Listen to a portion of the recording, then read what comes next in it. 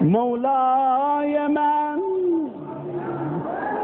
حالا گوش بده، اگر آماده یک صلوات بفرست.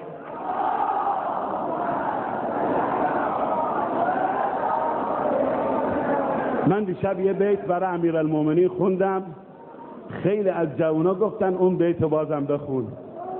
به عشق مرتضی علی میخونیم به شرط یک صلوات حیدری.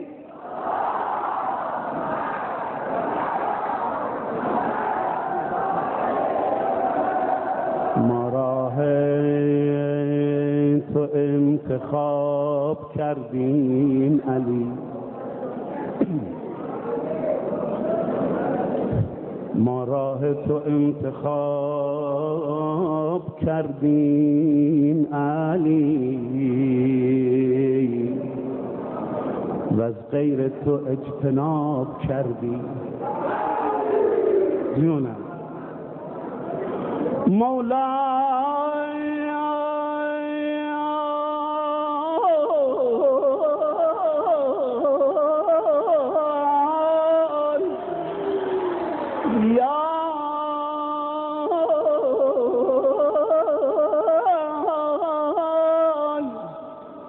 یا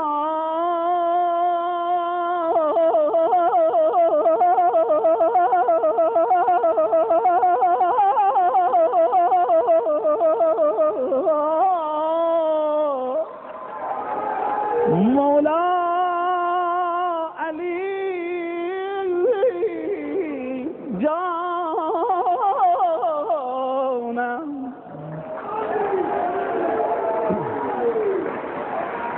ما راه تو انتخاب کردیم علی، و از غیر تو اجتناب کردیم علی.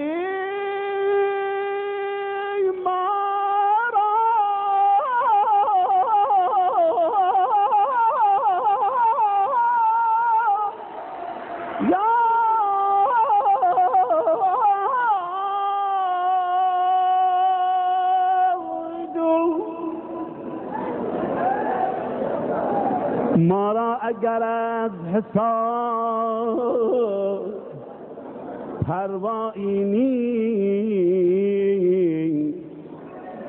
ما را اگر از حساب پروایی نیست علی، روی کرمت حساب کردیم علی. دستمال بهم بده بابا، صلوات بفرست. سلام در آوردیم. امشب پیام نور از غار حرا رسید. جون پیغمبر گوش بده 2 دقیقه. امشب پیام نور از غار حرا رسید، بر خاتم رسولان پیک خدا رسید. در مکه می شکفد امشب گل رسالت،